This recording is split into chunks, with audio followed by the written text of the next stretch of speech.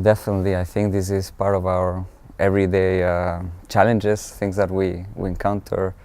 By working in development, we think that we are aiming at the same objectives just because we label them using the same jargon, the same vocabulary, but the actual understanding or conceptual meaning of what we're aiming to achieve is very often quite different, also in terms of process on how we want to achieve them.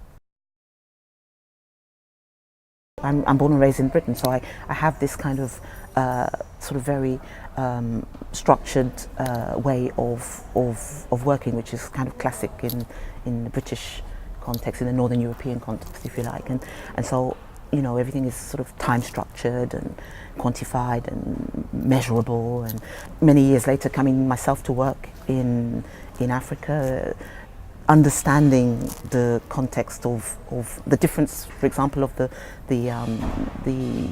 perspective of time. Time has a different way. It has a different measurable. It has a different perception on either side. So this leads sometimes to conflicts whenever there's a project or a particular activity, that a deadline or a product that we have to get out.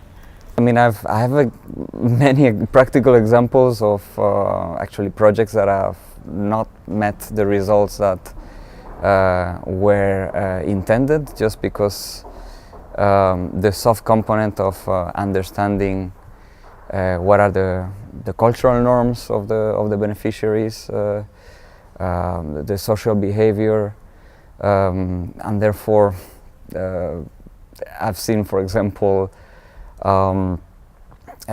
solid waste management sites that have been converted into public barbecue sites. These are a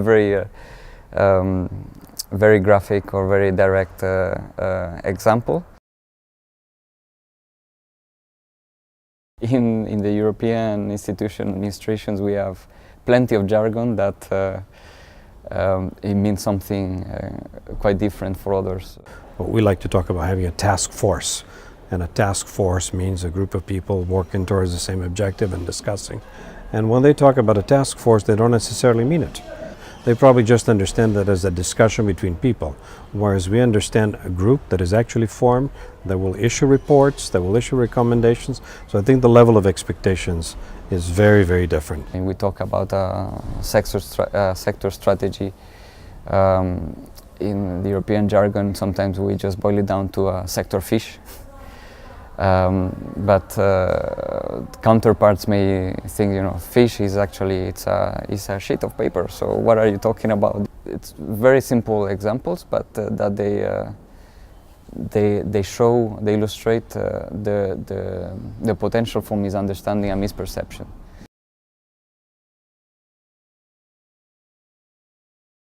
It's not about projection of specific ways, or our thinking is really understanding how in our partner country things are moving and the power relation, etc.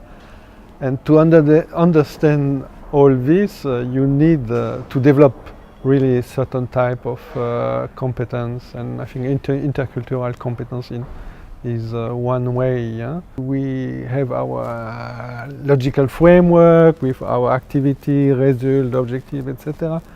It's done a bit mechanically, and what could be done differently, taking into account different cultural context, but also our context.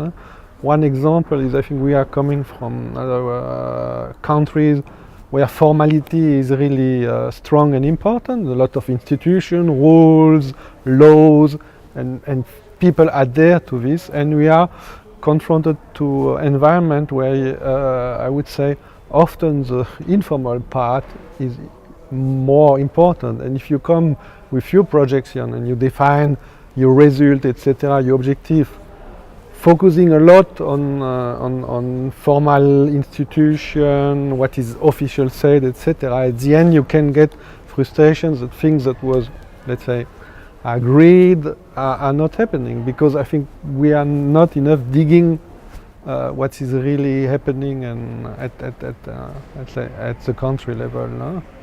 One of the things that we can all do is to try and get on the other side. You know, what if I were on the other side of the table? What if they were on the other side of the table? How would we, you know, what would be going through my mind?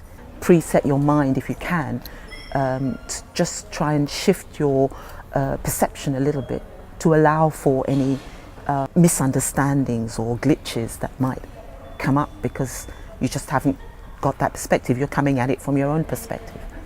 You need to be flexible.